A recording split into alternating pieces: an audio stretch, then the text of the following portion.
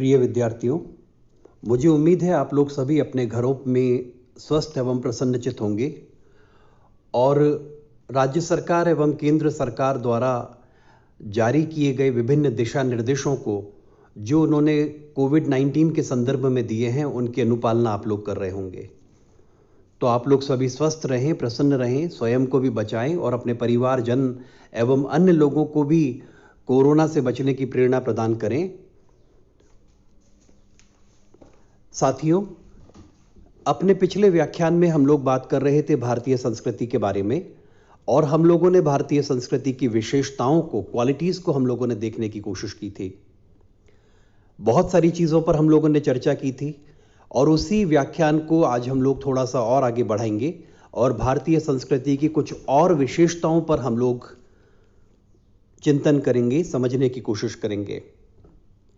भारतीय संस्कृति की एक अन्य महत्वपूर्ण विशेषता है कि यहां पर ईश्वर पर अटूट आस्था है। ईश्वर को माना गया कि वो सर्वशक्तिमान है, सर्वज्ञ है, सर्वव्याप्त है।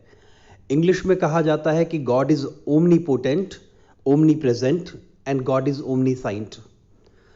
इसका मतलब यह है कि ईश्वर सर्वशक्तिमान है, नंबर 1। यहां पर यह माना जाता है कि ऐसा कोई भी कार्य नहीं है संसार में जो कार्य ईश्वर नहीं कर सके। कोई भी कार्य, असंभव से असंभव लगने वाला कार्य ईश्वर के लिए उनकी इच्छा मात्र से ही संपन्न हो जाता है। कितना ही कठोर, कितना ही कठिन कार्य हो, ईश्वर अपनी इच्छा मात्र से ही उस कार्य को पूर्ण कर देते हैं। ये शक्ति ईश्वर के अंदर है। ये विश्वास भारतीय संस्कृति में बहुत गहराई से जड़े जमाए हुए है। दूसरा, ईश्वर सर्वज्ञ हैं। सर्वज्ञ मतलब जो सब कुछ जानते हैं, उनको बताने की जरूरत ही नहीं है। आपके मन में क्या चल रहा है, एक व्यक्ति क्या परेशानी से परेशान है, ये ईश्वर को सब कुछ पता है। कितना ही आप उनसे छुपाने की कोशिश कर लें, कितना ही बंद दरवाजे के अंदर आप कोई काम कर लें, लेकिन वो ईश्वर आपके ऊपर नजर रखे हुए है। वो ईश्वर आपको देख रहा है। जो कुछ भी संसार में हो रहा है, उन सबके साक्ष्य भी उसी के पास है और साक्षी भी ईश्वरी है। ये भावना भारतीय दर्शन में, भारतीय संस्कृति के अंदर मौजूद है।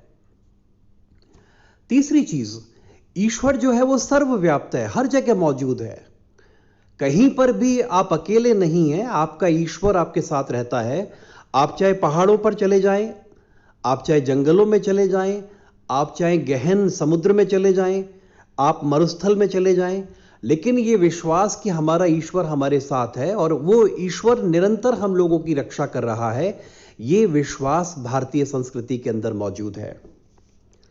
बहुत सारी कहानियां हम लोगों ने पुराणों में, शास्त्रों में, पंडितों के मुंह से सुनी हैं।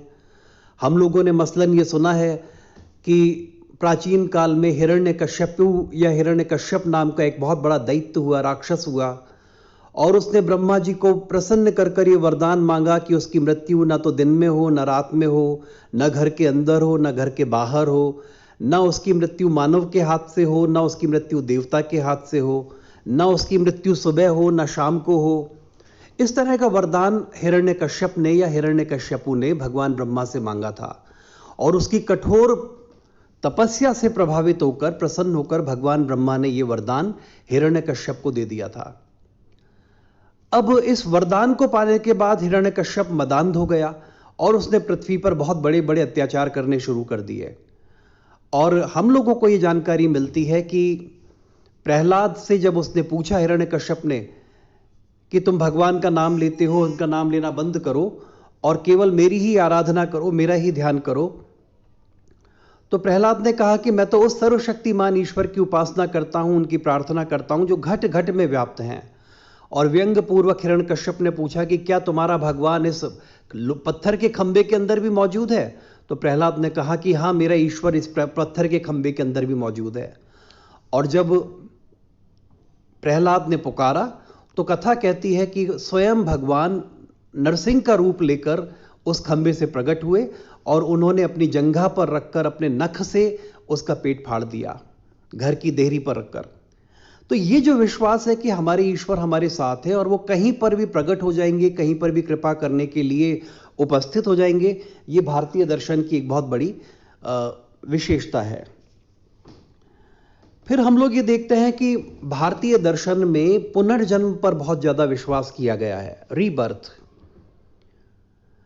अगर आप लोग रामायण को पढ़ें, अगर आप लोग महाभारत को पढ़ें, अगर आप लोग अन्य उपनिषदों को पढ़ें, शास्त्रों को पढ़ें, तो बहुत बार बहुत जगहों पर यह दिखाया गया है कि हम लोगों का पुनर्जन्म होता है, और अगर हम लोग अच्छे कर्म करेंगे तो हम लोगों को अगले जन्म में भी अच्छा फल प्राप्त होगा।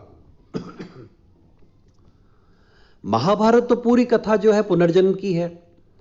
हम लोगों को महाभारत की कथा हम लोगों ने टीवी पर भी देखी है, बचपन से कहानियां भी सुनी हैं हम लोगों ने, और वहां पर हम लोग ये देखते हैं कि भीष्म पितामह का वध करने के लिए काशी की राजकुमारी अंबा आत्मदाह करती है, और मरने से पहले वो ये प्रतिज्ञा करती है कि वो अपने अगले जन्म में वो भीष्म पितामह की मृत्यु का कारण बनेगी।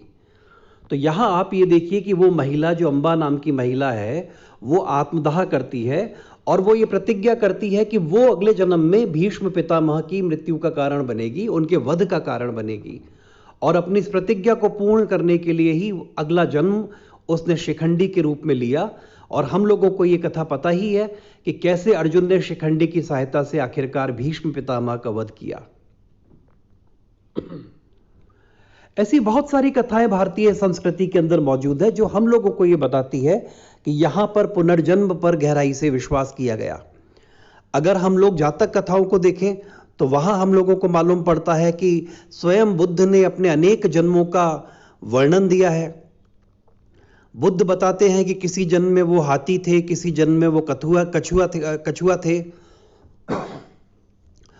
और ये चीजें हम लोगों को बताती हैं कि पुनर्जन्म पर विश्वास जो है वो भारतीय जनमानस के बीच में बहुत गहरे से मौजूद है। भारतीय संस्कृति की एक और विशेषता है धर्मनिरपेक्षता। यहां पर इतने सारे पंथ हुए भारत में, यहां पर शैव हुए, यहां पर शाक्त हुए, यहां पर अलवार हुए, यहां पर नयनार हुए। अलवार माने विष्णु के भक्त, नयनार मतलब शिव के भक्त, शाक्त मतलब शक्ति के उपासक। यहां पर कृष्ण भक्त हुए मध्यकाल में, यहां पर राम भक्त हुए, लेकिन उनके बीच में कभी भी संघर्ष हम लोगों को दिखाई नहीं देता। साइड बाय साइड समानांतर रूप से सब लोग अपने अपने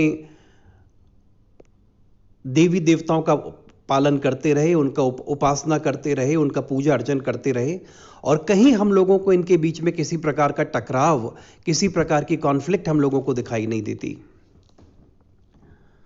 प्रसिद्ध शायर मोहम्मद इकबाल ने लिखा था एक जगह कि मजहब नहीं सिखाता आपस में बैर करना, हिंदी है हम वतन है हिंदुस्तान हमारा। तो यहां पर रिलीजन जो है वो अटैक करना नहीं सिखाता। सब लोग ये मानते हैं कि हम लोग जो हैं वो एक ही ईश्वर की पूजा करते हैं। कोई उस ईश्वर को राम के नाम से पुकारता है, कोई कृष्ण के नाम से पुकारता है, और कोई उस ईश्वर को किसी अन्य देवी देवता के नाम से पुकारता है। लेकिन जो सर्वशक्तिमान ईश्वर है, जो सर्वज्ञ ईश्वर है, जो सर्वव्यापी ईश्वर है, वो केवल और केवल एक ही है। भारतीय संस्कृति की एक और महत्वपूर्ण विशेषता है वसुधैव कुटुंबकम की भावना, अर्थात सारी दुनिया हमारा घर है। अच्छे विचार जहां से भी आए ले लेने चाहिए। भारतीय मनीषा ने कहा है कि अयम निजः परो वेति गणना लघुचेतसाम उदार चरिता नाम तु वसुधैव कुटुंबकम, अर्थात ये मेरा है, ये तुम्हारा है। ऐसी गणना, ऐसी गिनती तो लघु चेतसाम अर्थात छोटे हृदय वाले, छोटी चेतना वाले लोग करते हैं। उदार चरित वाले व्यक्ति के लिए तो सारा संसार, सारी वसुधा ही एक कुटुंब के समान है। अब यह भाव आपको दूसरी संस्कृतियों के अंदर व्याप्त नहीं दिखाई देगा। यह भाव भारतीय संस्कृति की विशेषता है और बहुत ही महत्वपूर्ण विशेषता है। एक बार फिर दोहरा रहा हूं मैं इसको, अयम निजः परो वेति गणना लघु चेतसाम उदार चरिता नाम तु वसुधैव कुटुंबकम।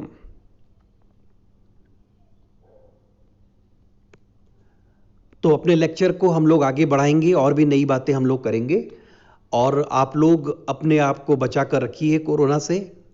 धन्यवाद।